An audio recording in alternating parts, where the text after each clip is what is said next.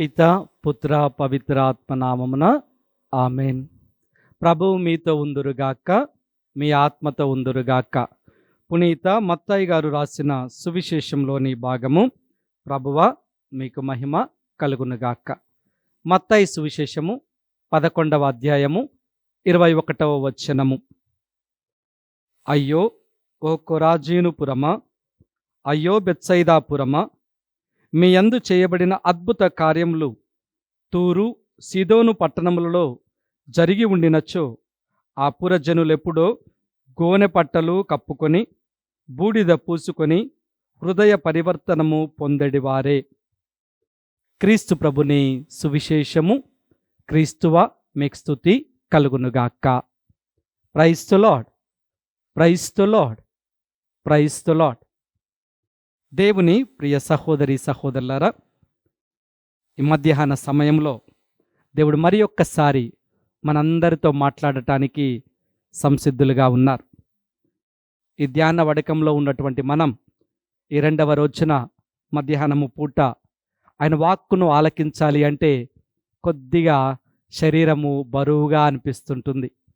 అయినా కానీ ఈ శ్రమల దినాల్లో ఉన్నటువంటి మనం మన శరీరాన్ని దేవునికి సమర్పించి ఆయనను మన జీవితంలోనికి పొందుకొని బలపడి ఈ మధ్యాహ్నమున ఆయన మనతో ఏం మాట్లాడాలని ఆశపడుతున్నాడు గ్రహించుకుంటూ దాని ప్రకారంగా జీవించటానికి ప్రయత్నం చేద్దాం. Praise the lord, praise the Lord. దేవుని ప్రియ బిడ్డలారా, ఈనాటి సువిశేష పాఠంలో మత్తయి 11:21లో ఒక మాటను మనం ఆలకించాం. గోనెను ధరించి బూడిదను పూసుకొని అనే మాటను మనం గ్రహించాం. విభూది బుధవారం రోజున మనము మన నుదుటి మీద విభూదిని ధరిస్తూ ఉంటాం. దానినే మనము బూడిద అని కూడా అంటూ ఉంటాం. విభూది బుధవారము అనగానే ఏమర్థమవుతుంది మనకి అంటే శ్రమల దినాలు, పరిశుద్ధ దినాలు, 40 రోజుల పాటు క్రీస్తు యొక్క శ్రమలను ధ్యానించుకుంటూ అనేకమైనటువంటి నిష్టలతో ఈ 40 రోజులు ఉండాలి అనేది మనకు అర్థమవుతూ ఉంటుంది. అయితే దేవుని ప్రియ బిడ్డలారా, ఈ విభూది దేనికి సాదృశ్యంగా ఉంటూ ఉంది? తల్లి తిరుసభలో ఈ విభూది బుధవారం రోజున మన నుదుటి మీద విభూదిని గురువు అందిస్తున్నప్పుడు ఏమి అర్థాన్ని మనకు అందిస్తూ ఉంది అనేది ఈ రోజున మనం నేర్చుకుందాం. ఈ విభూదిని మన నుదుటి మీద ధరించటం ద్వారా మనము ఎలాంటి అనుభూతిలోనికి రావాలి అనే అంశాన్ని ఈ రోజున ధ్యానిద్దాం. విభూది 2 అర్థాలను మనకు అందిస్తూ ఉంటుంది. మొదటి అర్థము దేవుని ప్రియ బిడ్డలారా పశ్చాత్తాపం. మొదటి అర్థము పశ్చాత్తాపం. 2వ అర్థము మరణం. మొదటిది పశ్చాత్తాపం, 2వది మరణం అనేది మనము చూస్తూ ఉంటాం. అందుకే విభూది బుధవారం రోజున గురువు మీ నుదుటి మీద శిలువ గుర్తు ఆకారంతో విభూది పెడుతున్నప్పుడు ఈ రెండిటిల్లో ఏదైనా మాట మీకు తెలియపరుస్తూ ఉంటారు. పశ్చాత్తాపడి దేవునికి దగ్గరగా జీవించు అని, లేక మట్టి నుండి వచ్చావు తిరిగి మట్టిలో కలిసిపోవుదుగాక అంటూ ఈ 2 అర్థాలతో మనల్ని ఈ యొక్క తపస్సు కాలంలోనికి ఆహ్వానిస్తూ ఉంటుంది ఈ విభూది. కాబట్టి మొట్టమొదటిగా మనమందరము కూడా దేవుని ప్రియ బిడ్డలారా, ఈ విభూది ద్వారా మరణం అని 2వదిగా మనం ధ్యానించాం. ఆ ధ్యానాన్ని ఇంకా ఏ విధంగా ఈ మరణము వస్తూ ఉంది, ఏ విధంగా మనిషిని ఈ మరణము ఆకర్షిస్తూ ఉంది గ్రహిద్దాం. అప్పుడే మనము ఆ మరణము నుండి బయటికి రావటానికి, శారీరక మరణం కాదు కానీ ఆధ్యాత్మిక మరణం నుండి బయటికి రావటానికి, ఆత్మను దేవునికి సమర్పించటానికి ఈ తపస్సు కాల దినాలు లేదా ఈ విభూది మనకు ఉపయోగపడాలి. ఆదికాండము 3వ అధ్యాయము 19వ వచనం సెలవిస్తూ ఉంది. మట్టి నుండి పుట్టిన నీవు మట్టిలో కలిసిపోదువు అంటూ దేవాతి దేవుడు మానవునికి శిక్షను విధిస్తూ ఉన్నాడు. ఎందుకు అంటే ఆదికాండము 3వ అధ్యాయం 1 నుంచి మనం ధ్యానించినట్లయితే వాక్యం సెలవిస్తూ ఉంది, దేవాతి దేవుడు తినవద్దు అన్నటువంటి పండును తిన్నారు, దేవుని ఆజ్ఞను మీరారు, శోధకుని యొక్క ఆలోచనలో, శోధకుని యొక్క వలలో చిక్కుకొని పోయారు ఆదాము అవ్వలు. కాబట్టి దేవుడు సాయంకాల సమయమున ఆదాము అవ్వలతో గడపటానికి, లేదా మాట్లాడటానికి, లేదా వారితో సహవాసము చేయటానికి ఆ తోటలోనికి వచ్చినప్పుడు, వారిద్దరిని పలకరించుకుంటూ పిలుస్తూ వస్తూ ఉన్నప్పుడు వాళ్ళు ఎక్కడున్నారంట? వాక్యం సెలవిస్తుంది, ఆదికాండము 3వ అధ్యాయంలో వారి ఇరువురు దాగుకొనిరి. 7వ వచనం మనం చూస్తాం. వారి ఇరువంట దేవాతి దేవుని యొక్క అడుగు చప్పుడులు విని భయపడి వారు పొదల వెనుక దాగుకొనిరి. అందుకే ఓయి నీవు ఎక్కడ అంటే, నీ అడుగుల చప్పుడులను విని మేము దాగుకొంటిమి అని ఆదాము జవాబిస్తాడు. అంటే నేను తినవద్దన్న పండును తింటివా ఏమిటి అనగానే, నీవు నాకు ఇచ్చినటువంటి స్త్రీ నన్ను తినమని బలవంతం చేసినది, నేను తిన్నాను. ఎందుకమ్మా అలా చేశావు అని స్త్రీని అడిగితే, పాము నన్ను మోసపుచ్చినది అని ఏం చేస్తుందంట? ఆ యొక్క నెపము పాము మీదికి త్రోసిపుచ్చుచున్నది. దేవుడు ప్రశ్న వేసినప్పుడు, దేవుడు ఒక ప్రశ్నకు సమాధానాన్ని నీ దగ్గర నుంచి తెలుసుకోవాలి అనుకుంటున్నప్పుడు, నువ్వు డైరెక్ట్గా సమాధానం దేవునికి చెప్పలేకపోతూ ఉన్నావు. ఆదాము అదే చేశాడు. ఏం చేశాడు? తినవద్దన్న పండును తిన్నావా ఏమి అంటే, అవునయ్యా తప్పు చేశాను క్షమించు అంటలేదు ఆదాము. ఏమన్నాడంట? ఆ నెపమును స్త్రీ మీదికి నువ్వు నాకు జత చేర్చావే అంటూ ఉన్నాడు. అంతకుముందు ఏమన్నాడు? నువ్వు నా ఎముకలో ఎముక, నా రక్తములో రక్తము, నా మాంసంలో మాంసము, నీవు నా వలే ఉంటివి కాబట్టి నీవు నారివి అని ఆమెను దగ్గరకు తీసుకున్నాడు. ఎప్పుడైతే ఒక పొరపాటు జరిగిందో ఆ పొరపాటును ఒప్పుకొనకుండా, అవును ప్రభువా నేను తప్పు చేశాను అని దా యొక్క ఆదాము అనకుండా ఏం చేస్తున్నాడంటే, ఆదాము అవ్వ మీదికి తప్పును పంపిస్తూ ఉన్నాడు. అవ్వ ఏమన్నా తక్కువనా? అవునయ్యా తిన్నానయ్యా, క్షమించయ్యా, మర్చిపోయానయ్యా అని ఆయన కాళ్ళ మీద పడకుండా అవ్వమ్మ ఏం చేస్తుంది? ఆ తప్పును శోధకుడి మీద, పాము మీదికి తోసిపుచ్చుచున్నది. అందుకే దేవాతి దేవుడు ఏం చేస్తున్నాడంట? ముగ్గురికి శాపాన్ని ఇస్తున్నాడు. ఈ శాపం ద్వారా మనకు అర్థమయ్యేది ఏమిటి అంటే, అప్పటి వరకు పాముకు కూడా కాళ్ళు ఉండేవి. అందుకే ఏమంటున్నాడు? ఇక నుంచి నీవు నేల మీద పాకుచు మన్నును తింటూ నీవు పొట్టబోసుకుందువు అంటున్నాడు పాముతో. శాపానికి గురి చేస్తున్నాడు. స్త్రీకి ఒక శాపం ఏంటంట? నీవు ప్రసవించు కాలమున నీ నొప్పులను అధికము చేయుదును, అయినా కానీ నీ భర్త మీద ప్రేమ చావక నీవు నీ భర్తను అతుక్కొందువు అని ఆయన స్త్రీకి ఒక శాపాన్ని ఇస్తున్నాడు. మరి ఆదాముకి ఏం శాపం అంట? నీవు మట్టి నుండి వచ్చావు కాబట్టి ఈ యొక్క పొదలను, ఈ యొక్క భూమిని నీవు చెమటోర్చి దున్ని కష్టపడి పనిచేసి నీ కుటుంబాన్ని పోషించుకోవాలి. దానితో పాటు ఇంకా ఏంటంట? మట్టి నుండి వచ్చావు కాబట్టి తిరిగి నీవు మట్టిలో కలిసిపోయేంత వరకు కష్టపడాల్సిందే అని దేవుడు శాపాన్ని ఇస్తూ ఉన్నాడు. అంటే ఆదాము అవ్వలు వారంతట వారు ఏం చేస్తున్నారు? పాపమును ఈ లోకానికి తీసుకొచ్చారు. పాపముతో పాటు మరణాన్ని కూడా ఈ లోకానికి తీసుకొని వచ్చారు. దేవుని ప్రియ బిడ్డలారా, మరణం ఈ లోకానికి ఎప్పుడైతే వచ్చి ఉందో ఏమవుతుందంట? మానవుడు భయానికి గురి అవుతూ ఉన్నాడు. ప్రియ బిడ్డలారా, ఈ రోజున ఈ మరణం, ఈ శారీరక మరణం మనల్ని ఆధ్యాత్మికంగా దేవునికి దగ్గర చేయాలి. ఎందుకంటే ఈ శారీరక మరణము సంభవించే తప్ప మనము ఆధ్యాత్మికంగా క్రీస్తులో జీవించలేం. అందుకే ఈ యొక్క తపస్సు కాలంలో విభూది మనకేం జ్ఞాపకం చేస్తుంది? ఒక రోజున నీవు మట్టిలో కలిసిపోవాడవు, జ్ఞాపకం ఉంచుకో. దాని ప్రకారముగా నువ్వు జీవించడానికి ప్రయత్నం చేయి. నీ తప్పిదములన్నిటినీ సెటరేట్ చేసుకో. నువ్వు మట్టిలో కలిసిపోయేవాడివి అంటూ నీ యొక్క ఆలోచనలన్నిటినీ మారుస్తుంది ఈ విభూది, ఈ 40 రోజులు. ప్రియ స్నేహితులారా, అందుకే మట్టి నుండి వచ్చినటువంటి మనం మట్టిలో కలిసిపోతాము అని ఈ యొక్క విభూది మనకు మొదటిగా జ్ఞాపకం చేస్తుంది. యోబు గ్రంథము 1వ అధ్యాయము 21వ వచనం. యోబు గ్రంథము 1వ అధ్యాయము 21వ వచనాన్ని కనుక మనం చూసినట్లయితే యోబు కూడా ఇదే మాటలో అంటాడు, నేను దిగంబరుడిగా ఈ లోకమునకు వచ్చి తిని, నేను దిగంబరుడిగా ఈ లోకము నుండి వెడలిపోవాడను అంటున్నాడు. ఎందుకంట అంటే మనకు యోబు యొక్క కథ అంతా తెలుసు. అంత నష్టం వచ్చినప్పుడు దేవుణ్ణి నిందిస్తాడేమో అని ఎదురు చూస్తూ ఉన్నారు. అసలు ఈ యోబును శిక్షించడానికి ఎవరు కారకులయ్యారంట?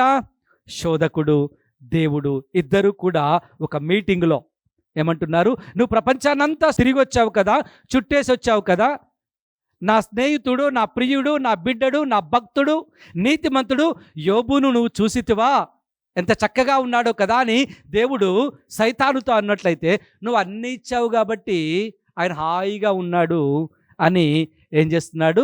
శోధకుడు రెచ్చగొడుతూ ఉన్నాడు. సరే, ఆయన ప్రాణమును తప్ప నువ్వు ఏమైనా చేయి అని దేవుడు అంటున్నప్పుడు ఒక్కొక్కటిగా యోబు దగ్గర నుంచి చివరికి తన శరీరాన్ని కూడా పుండ్లమయం చేస్తున్నాడు, అనారోగ్య పాలు చేస్తున్నాడు. అట్టి స్థితిలో కూడా తన స్నేహితులు వచ్చి, నువ్వు దేవుణ్ణి నిందించు, నీకేమిచ్చాడు, ఏం చేశాడు, ఉన్నన్ని రోజులు మంచిగానే ఉంచినట్టే ఉంచాడు, ఈరోజున మళ్ళీ ఏం చేశాడు, ఈ దౌర్భాగ్యపు జీవితాన్ని నీకు అందించాడు, అవసరమా ఈ బ్రతుకు, ఆయన్ని నిందించి నీవు కూడా చనిపో అని మాటలు అంటున్నప్పుడు యోబు పలుకుతున్నటువంటి గొప్ప మాట, దేవుని ప్రియ బిడ్డలారా, ఏమంట? యోబు 1:21లో నేను దిగంబరుడిగా ఈ లోకానికి వచ్చాను, తిరిగి దిగంబరుడిగా ఈ లోకం నుండి వెళ్ళిపోవాలి. అలాంటి నేను నా దేవుణ్ణి నిందించటమా, అది జరగని పని అంటున్నాడు. దేవుని ప్రియ బిడ్డలారా, యోబు కూడా ఆయన ఆ యొక్క బూడిదను పూసుకొని ఆ దేవుని వైపుకు చూస్తూ, అయ్యా ఇదంతా కూడా నిన్ను నీవు మహిమపరుచుకోవటానికే నాకు ఇది ఇచ్చావు, నీకు స్తోత్రం అంటూ ఉన్నాడు. ప్రియ స్నేహితులారా, బూడిద మనల్ని మరి ఒక్కసారి ఆ మరణానికి మరి జ్ఞాపకం చేస్తూ ఉంది, ఆ మరణాన్ని మనకు గుర్తు చేస్తూ ఉంది. కాబట్టి నీవు నేను ఆ మరణాన్ని ఈ 40 రోజుల పాటు జ్ఞాపకం చేసుకుంటూ ఉన్నామా? కొంతమంది ఈ 40 రోజుల పాటు మరి ముఖ్యంగా స్త్రీలను గమనించినట్లయితే రెగ్యులర్గా వాడే ఆ బొట్టు కాకుండా విభూదిని పెట్టుకుంటూ ఉంటారు. ఈ విభూదిని నుదుటి మీద పెట్టుకుంటున్నప్పుడు అది జ్ఞాపకం చేయాలి, పశ్చాత్తాపానికి, రెండవదిగా మరణానికి జ్ఞాపకం చేయాలి. జ్ఞాపకం చేస్తూ కుటుంబాన్ని కూడా సరిదిద్దటానికి మనము ఏం చేయాలి? ఆ కుటుంబంలోని వారిని ప్రోత్సహించాలి. దేవుని ప్రియ బిడ్డలారా, మారు మనసు పొందటానికి మనము ఈ యొక్క జీవితాన్ని జీవిస్తున్నప్పుడు ఆత్మను నశింపచేయొద్దు అని మనం ఏం చేయాలి? కుటుంబంలో ప్రోత్సహిస్తూ కుటుంబ ప్రార్థన, సంఘ ప్రార్థనలో మనము మన కుటుంబము కలిసి దేవునికి దగ్గరగా ఉండటానికి ప్రయత్నం చేయాలి. అందుకే ఈ యొక్క విభూది మరణాన్ని జ్ఞాపకం చేస్తూ ఉంది అని మనము నేర్చుకుంటూ ఉన్నాం. మూడవదిగా మనం చూసినట్లయితే సొలొమోను యేసు జ్ఞాన గ్రంథము 7వ అధ్యాయము 36వ వచనాన్ని కనుక మనం చదువుతూ ఉన్నప్పుడు, ఒక దినమున నీవు మరణించి తీరుదువని గుర్తు చేసుకొనుము. ఈ లోకంలో ఇష్టానుసారంగా జీవిస్తున్నావేమో, దేవుని ప్రియ బిడ్డ, ఈ లోకంలో నీ ఇష్టానుసారంగా జీవిస్తున్నప్పుడు సొలొమోను యేసు జ్ఞాన గ్రంథం 7 నీకు నేర్పిస్తుంది. ఓ నా ప్రియ బిడ్డ, నీవు ఇష్టానుసారంగా దేవునికి దూరంగా జీవిస్తున్నావా? జ్ఞాపకం ఉంచుకో, ఒక రోజున నీవు మరణించాల్సిన వాడవు, మరణించాల్సిన దానవు. కాబట్టి బూడిదను నీ మీద చల్లుకొని ఈ లోకము నుండి నువ్వు బయటికి రావటానికి ప్రయత్నం చేయి. ఈ బూడిద నువ్వు ఒక రోజున మరణించటానికి రెడీగా ఉన్నావు అని తెలియపరుస్తూ ఉంది. నిన్ను నువ్వు సవరించుకోవటానికి, సరిచేసుకోవటానికి ఈ విభూది నీకు చిహ్నంగా ఉంటూ ఉంది అని సొలొమోను యేసు జ్ఞాన గ్రంథము మనకు నేర్పిస్తూ ఉంది. ప్రియ బిడ్డలారా, చాలామందికి మరణం అంటే భయం. ఎందుకు అంటే ఇవన్నీ ఏమైపోతాయో, ఈ సంపాదన, ఈ సంతోషము, ఈ ఆర్భాటము అంతా ఏమైపోతుందో, నా తర్వాత ఏమైపోతుందో అనే భయం ఉంటుంది. మరణం నా దగ్గరికే రావద్దు అని ఎన్నో ప్రయత్నాలు చేస్తాం. ఎన్ని ప్రయత్నాలు చేసినా కానీ మనల్ని విడిచిపెట్టంది ఎవరు అంట? మరణం. దానికి మనం దగ్గరగా వెళ్తూ ఉన్నప్పుడు అది భయపడి వెనక్కిపోవాలి. ఎందుకంటే వీరు మరణానికి భయపడట్లేదు. ఎందుకంటే ఈ మరణము తర్వాత, ఈ శరీరమును భూమిలో ఉంచిన తర్వాత నిజమైనటువంటి జీవితంలోనికి నేను వెళుతూ ఉన్నాను అని ఈ మరణానికి మనం ఎదురు వెళ్ళినట్లయితే మరణమే మనల్ని చూసి భయపడాలి దేవుని ప్రియ బిడ్డలారా. ఎందుకంటే ఈ శరీర మరణం తర్వాత అసలు సమృద్ధి గలైన జీవితంలోనికి మనం ప్రవేశిస్తూ ఉన్నాం. అందుకే ఈ విభూది మనల్ని ఏం చేస్తుందంట, ఆ మరణ భయం నుండి దూరం చేస్తుంది. ఈ 40 రోజులు క్రీస్తుకు దగ్గరగా జీవించమని ప్రోత్సహిస్తూ ఉంది ప్రియా నేస్తమా. మరి దానికి తగ్గట్టుగా మనం జీవిస్తూ ఉన్నామా, లేక ఈ సంపాదనలో, ఈ ఆలోచనల్లో, ఈ మాటలలో, ఈ పొగడ్తలలో మనము పడిపోతూ ఇదే శాశ్వత జీవితం అంటూ ఆత్మను కోల్పోతూ ఉన్నామా? ఆలోచన చేయాలి ప్రియా బిడ్డలారా. వాక్యాన్ని మనం ఇంకా లోతుగా చూసినట్లయితే ఉపదేశకుల గ్రంథము 12వ అధ్యాయము 7వ వచనం సెలవిస్తుంది, నరుని దేహము మట్టి నుండి వచ్చినది, తిరిగి మట్టికి కలిసిపోవాలి. నరుడి యొక్క దేహమంట మట్టిలో నుంచి వచ్చింది, తిరిగి మళ్ళీ ఆ నరుని యొక్క దేహము మట్టిలో కలిసిపోవలసినదే. కాబట్టి అంతా వ్యర్థమే అని ఉపదేశకుడు అంటూ ఉంటాడు. ప్రతిదీ యొక్క ఉపదేశకుడికి వ్యర్థంగానే ఉంటుంది. దేవునికి ప్రాముఖ్యతను ఇవ్వనటువంటి ప్రతి సెకండ్ కూడా ఉపదేశకుడు ఏమంటాడంటే వ్యర్థమే అంటూ ఉన్నాడు. నీవు నీ యొక్క శరీరానికి ఎందుకు ఇంత ప్రాముఖ్యతనిస్తూ ఉన్నావు? ఈ ప్రాముఖ్యత నీ ఆత్మకి ఇచ్చినట్లయితే ఆత్మను నీవు కాపాడుకుంటావు. జ్ఞాపకం చేసుకో ప్రియ బిడ్డ, ఈ శరీరము మట్టి నుండి వచ్చింది, తిరిగి ఒక రోజున మట్టికి వెళ్ళిపోవలసినదే. కాబట్టి ఈ శరీరం కోసం నువ్వు చేస్తున్నటువంటి ప్రతి పని కూడా వ్యర్థమే అంటున్నాడు. ఈ శరీరంలో ఉండు ఆత్మ కోసం నువ్వు తాపత్రయపడుతున్నప్పుడు, ఆత్మను రక్షించుకోవాలని నువ్వు పోరాడుతున్నప్పుడు, ఆత్మ ద్వారా నీవు దేవుని కలుసుకోవాలి అని ఆ ఆత్మ కార్యాలను నువ్వు ఈ లోకంలో ఈ శరీరం ఉండగానే నువ్వు ప్రయత్నం చేస్తూ ఉన్నప్పుడు నీ ఆత్మ రక్షింపబడుతూ ఉంటుంది అనేది ఉపదేశకుని యొక్క పరమార్థం ప్రియ నేస్తమా. కాబట్టి మనం గమనిస్తూ ఉంటాం కదా, ఎంతోమంది మీ శరీరానికి చాలా ప్రాముఖ్యతనిస్తూ ఉంటాం. మంచిదే, కాదనం. కానీ దేవుడు ఆదిలో ఏం చేశాడంట, తన రూపంలో తన పోలికలో ఆయన నరుణ్ణి తయారు చేసుకున్నాడు. అంటే ఆయనకు నేను ఎలా ఉండాలని ఇష్టపడుతున్నాడో అలా మలుచుకున్నాడు. నీలో ఆయన చూసుకుంటూ ఉన్నాడు. అందుకే ఆయనకు నేను అంటే ఎంతో ఇష్టం ప్రియ బిడ్డలారా.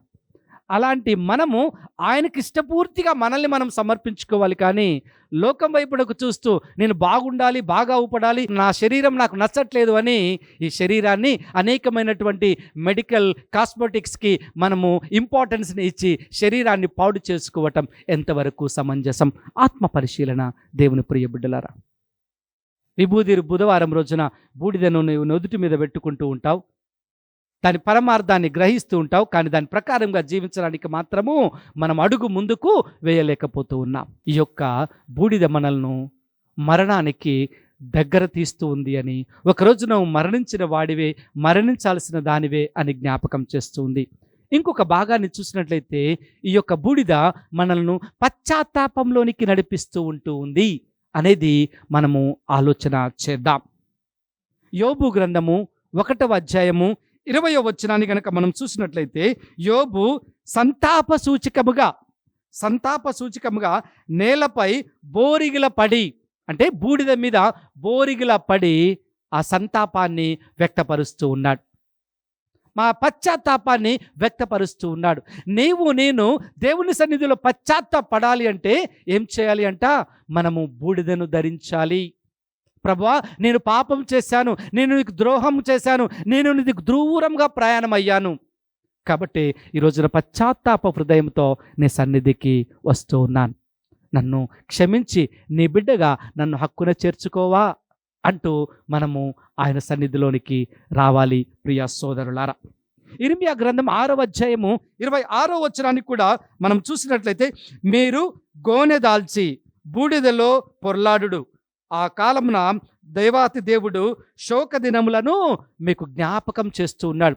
శోక దినాలు ఎలా ఉండాలి అని ఇర్మియా గ్రంథం ద్వారా 6:26లో తెలియపరుస్తున్నాడు. అంటే శోక దినాలు అన్నీ కూడా మీరందరూ బూడిదను పొందుకొని, బూడిదను మీ మీద ఉంచుకొని, మీరు శోకిస్తూ, దుఃఖిస్తూ, ప్రాధేయపడుతూ ఆయన సన్నిధికి వచ్చినట్లయితే మీ శోక దినములను ఆయన గుర్తు పెట్టుకుంటూ ఉంటారు. ఎంతమంది మీ కన్నీటి ప్రార్థన చేస్తామండి? దేవునికి ఇష్టమైనటువంటి ప్రార్థన కన్నీటి ప్రార్థన. పశ్చాత్తాపంతో ఆయన సన్నిధిలోనికి వచ్చి మనము మోకరించి కన్నీటితో ఆయనకి సమర్పించుకున్నట్లయితే దేవుడు పడిపోతాడండి, మన దగ్గరికి వచ్చేస్తాడు. మరి ఆయనకు మన కన్నీటిని, మన వేదనను, మన హృదయాన్ని ఏ విధంగా సమర్పిస్తున్నాం? ఆలోచన చేస్తూ ఉన్నామా? అందరూ జీవిస్తున్నారు, నేను కూడా జీవించాలి అంతే సరిపోదండి. ఏం చేయమంటున్నాడంట? ఈ తపస్సు దినాలలో, శ్రమల దినాలలో, మరి ముఖ్యముగా ఈ దివ్యవాణి ద్వారా వడకంలో పాలు పంచుకుంటున్నటువంటి నీవు, నేను విభూతిని జ్ఞాపకపరుచుకుంటూ, మన పాపాన్ని జ్ఞాపకపరుచుకుంటూ, మన మరణాన్ని జ్ఞాపకపరుచుకుంటూ, ఆత్మ పరిశీలన చేసుకుంటూ, చక్కటి పాప సంకీర్తనము ద్వారా దేవాతి దేవుని యొక్క ఆ యొక్క వెలుగును, పునరుత్థాన వెలుగుకు దగ్గర కావాలి అని ఆయన ఆశపడుతున్నాడు. మరి నీవు ప్రయత్నం చేస్తూ ఉన్నావా? ఆయనకు మనల్ని విడిచిపెట్టడం ఇష్టం లేదు ప్రియనేస్తమా. నీవు ఆయనకు దూరంగా వెళ్తావేమో, కానీ ఎప్పుడు కూడా ఆయన నిన్ను మర్చిపోడు, నీకు దూరం కాడు. కాబట్టి ఆలోచన చేద్దాం. ఈ విభూతి మనలకు పశ్చాత్తాప సూచకగా ఉంటూ ఉంది. మరి నీవు పశ్చాత్తాపడటానికి సిద్ధముగా ఉన్నావా అని ఇర్మియా మనకు నేర్పిస్తున్నాడు. దానియేలు గ్రంథము 9వ అధ్యాయము 3-4 వచనాలు మనకు నేర్పిస్తూ ఉన్నాయి. భక్తితో ప్రార్థన, ఉపవాసము, బూడిద, పాపము ఒప్పుకొనుట, ఇన్ని కార్యాలు మనకు నేర్పిస్తున్నాడు దానియేలు. దానియేలు గ్రంథాన్ని మనం గమనించినట్లయితే దానియేలు ప్రార్థన చేసేటప్పుడు ఆ ప్రార్థన ఉపవాస ప్రార్థన అయి ఉంటుంది. బూడిదను ఆయన మీద ధరించుకొని ప్రార్థన చేస్తూ ఉంటున్నాడని గ్రహిస్తూ ఉన్నాం. అదేవిధంగా మన పాపమును ఒప్పుకునే ప్రార్థనగా ఈ యొక్క బూడిద మనల్ని మలుస్తూ ఉంటుందంట. దానియేలు ఏదో ఉట్టిగా రోజుకు 3 సార్లు ప్రార్థన చేయలేదు. దేవుని వైపునకు, యెరూషలేము వైపునకు తిరిగి ఆ ప్రార్థనలో అర్థం పరమార్థం ఉంది. ఉపవాసంతో ప్రార్థన చేశాడు, బూడిదను ధరించి ప్రార్థన చేశాడు. అదేవిధంగా దేవుని ప్రియ బిడ్డలారా, తప్పును ఒప్పుకుంటూ ప్రార్థన చేశాడు. అందుకే దేవుడు ఆశీర్వదించాడు. సింహపు బోను నుంచి దేవుడు రక్షించాడు దానియేలును. ఈ రోజున నన్ను కూడా ఈ లోకము నుండి రక్షించటానికి, ఈ లోకమనే సింహము నుండి రక్షించటానికి, ఈ లోకమనే చీకటి నుంచి రక్షించటానికి, లోకము అనే అపవాది నుంచి రక్షించటానికి ఆయన సిద్ధముగా ఉన్నాడు. మరి ఆయన సిద్ధముగా ఉంటున్నప్పుడు నీవు ఎలాంటి క్రియలను, ఆధ్యాత్మిక క్రియలను చేయటానికి ఇష్టపడుతూ ఉన్నావు? ఉపవాస ప్రార్థన చేయండి అని అనగానే 9-10 గంటల నుంచి ఆకలి అవుతుంది కదా. మొన్నటి దినాన మా విచారణలో ఉపవాసం ఉండండి అని తెలియపరిచాను. విభూతి బుధవారం రోజున ఫోన్లు వస్తూ ఉన్నాయి, ఫాదర్ గారండి ఆకలి అవుతుంది, తినొచ్చా అని. దేవుని ప్రియ బిడ్డలారా, దేవుని కోసం ఉపవాసం ఉన్నప్పుడే బాగా శోధకుడు శోధిస్తాడు. కానీ ఆ శోధనలో పడకుండా ఉండటానికే బైబిల్కు దగ్గరగా, ఆయనకు దగ్గరగా ఉండాలి. లేకపోతే ఎప్పుడు మనము 9-10ంటికి తినేవాళ్ళం 7:30కే ఆకలి అవుతుంది. ఎందుకంటే ఆ రోజున దేవుని కోసం ఉపవాసం ఉంటున్నాం కాబట్టి ఏం చేస్తాడంటే శోధకుడు మనల్ని ఆయన వైపునకు త్రిప్పుకోవటానికి, శోధకుడి వైపునకు త్రిప్పుకోవటానికి 7:30 నుంచే నేనేం చేస్తాడు, సంసిద్ధపరుస్తూ ఉంటాడు. ఏమున్నదిలే అనుకుంటా. కాదు, దేవుని ప్రియబిడ్డలారా, దానియేలు మనకు నేర్పిస్తూ ఉన్నాడు. ఏమంటున్నాడంటే దానియేలు ఆయన ప్రార్థన చేసేటప్పుడు ఉపవాసంతో ప్రార్థన చేశాడు, బూడిదను ధరించి ప్రార్థన చేశాడు. ఎందుకంటే ఆ బూడిదను ధరించడం పశ్చాత్తాపం. అయ్యా, నేను పాపిగా ఉన్నాను, నా పాపం ఏమైనా నీకు అడ్డంగా ఉన్నట్లయితే నీ దగ్గరికి రావటానికి ఇదిగో ఈ బూడిదను ధరించి, నేను మట్టిలోకి పోయేవాడినే కదా, ఆ పాపాన్ని నా నుంచి తొలగించి నాకు నీ సన్నిధిని అనుగ్రహించు అంటూ బూడిదను ధరించి ఏం చేస్తున్నాడు, తన తప్పును ఒప్పుకుంటూ, తన పాపమును ఒప్పుకుంటూ ప్రార్థన చేశాడు. ఈరోజున ఎంతమంది మనము పాపాన్ని ఒప్పుకోవటానికి ప్రయత్నం చేస్తున్నాం? తల్లి తిరుసభ నీకు నాకు మన పాపమును ఒప్పుకోవటానికి ఒక చక్కటి దివ్య సంస్కారాన్ని అనుగ్రహించింది, పాప సంకీర్తనం. ఈ యొక్క తపస్సు దినాలలో మనము చక్కటి పాప సంకీర్తనము చేయటానికి ఈ ధ్యాన బడకాలు ఉపయోగపడాలి ప్రియ బిడ్డలారా. ఈ యొక్క తపస్సు దినాలలో మనము పాప సంకీర్తనము చేయటానికి మన హృదయపూర్వకంగా అడుగు ముందుకు వేయాలి. చాలామంది మీ పాప సంకీర్తనము చేయటానికి వెనుకంజ వేస్తూ ఉంటాం. ఏం తప్పు ఉందిలే అంటూ ఉంటాం. నా దగ్గర ఏం తప్పు లేదు అనే వాళ్ళే పెద్ద పాపాత్ములు. నేను ఎప్పుడు తెలియపరుస్తూ ఉంటా. ఏం పాపాలు ఉన్నాయి స్వామి ఈ వయసులో అంటూ ఉంటారు చాలామంది. ఆ మాట అంటమే పాపం. అదే పోయి ఏం చేయాలంట? తప్పు ఒప్పుకోవాలి.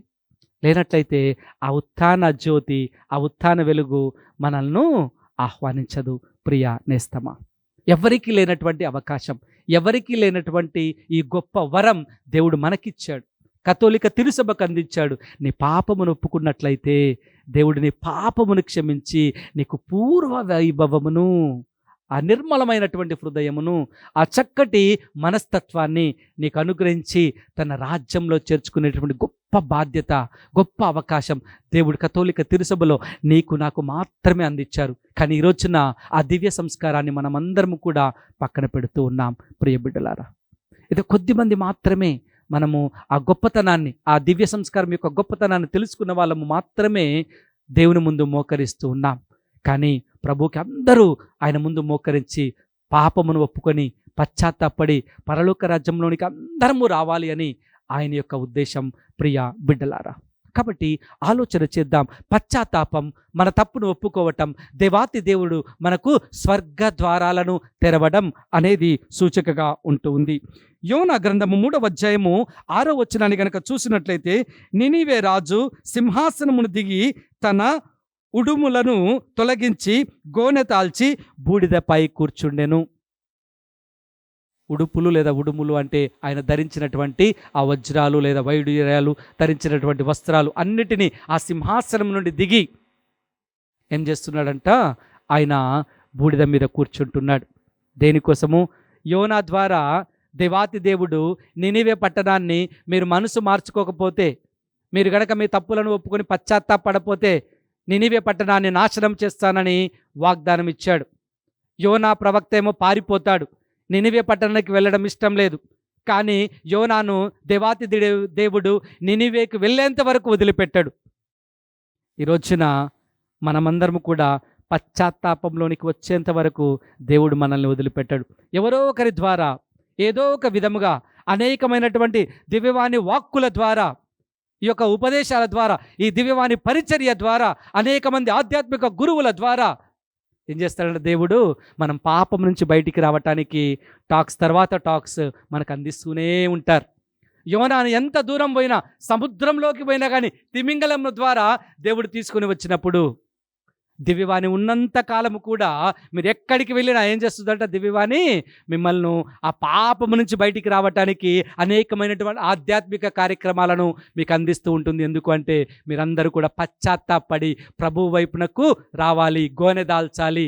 మీరు బూడిదను ధరించాలంటే పాపమును ఒప్పుకోవాలి, ఆ పరిశుద్ధుని యొక్క జీవ కిరీటంలో ఆనందంగా ఉండాలి అనేది దేవుడు మనకు అందించినటువంటి గొప్ప వరం దివ్యవాణి. ప్రియ బిడ్డలారా, కాబట్టి ఈరోజున ఈ దివ్యవాణి ద్వారా వాక్కును ఆలకిస్తున్నటువంటి నీవు నేను పశ్చాత్తాప హృదయముతో బూడిదను ధరించి నీవు నేను మనముగా నినివే ప్రజల మాదిరిగా మన పాపమును ఒప్పుకున్నప్పుడు దేవాతి దేవుడు మనలను పాపము నుండి తొలగించి ఆ పాపమును క్షమించి మనందరినీ కూడా ఆయన యొక్క కృపావస్త్రముతో కప్పుతూ ఉంటాడు.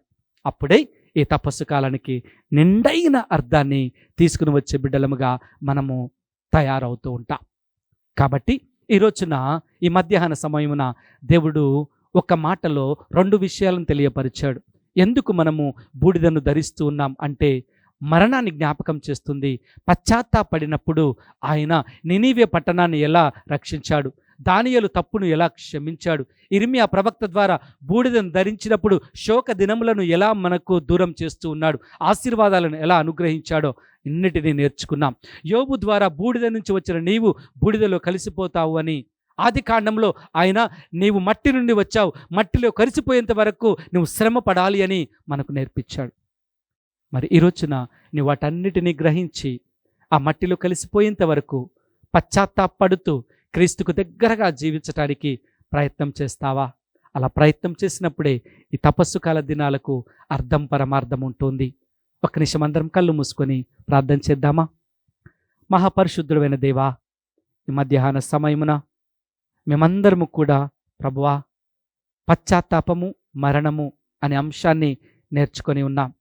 మాకు ఈ విభూది మరణానికి, పశ్చాత్తాపానికి సాదృశ్యంగా ఉన్నాయని, ఈ విభూది ద్వారా మేమందరము కూడా పశ్చాత్తాప హృదయంలోనికి, పశ్చాత్తాప జీవితంలోనికి, మరణమునకు దగ్గర అవుతున్నప్పుడు మమ్మల్ని మేము మలుచుకోవటానికి, మార్చుకోవటానికి నీవిచ్చే అవకాశం అని గ్రహించి ఉన్నాం.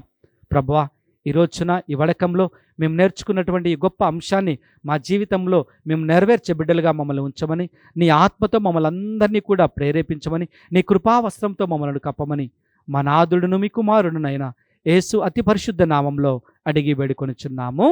Amen. Praise the lord, praise the lord, praise the lord. దేవాతి దేవుడు మిమ్మలను ఈ వాక్యం ద్వారా బలపరిచి ఆయన వైపునకు నడిపించుదురుగాక. ఆమెన్. దేవుని ప్రియబిడ్డలారా, తిరిగి ఈరోజు సాయంత్రం 6 గంటలకు దివ్య బలి పూజలో కలుద్దాం. చక్కటి దివ్య బలి పూజలో పాలు పంచుకొని క్రీస్తు ప్రభు యొక్క గొప్పతనాన్ని, ఆయన యొక్క త్యాగ ఫలితాలను మనమందరము పొందుకుందాం. Praise the lord.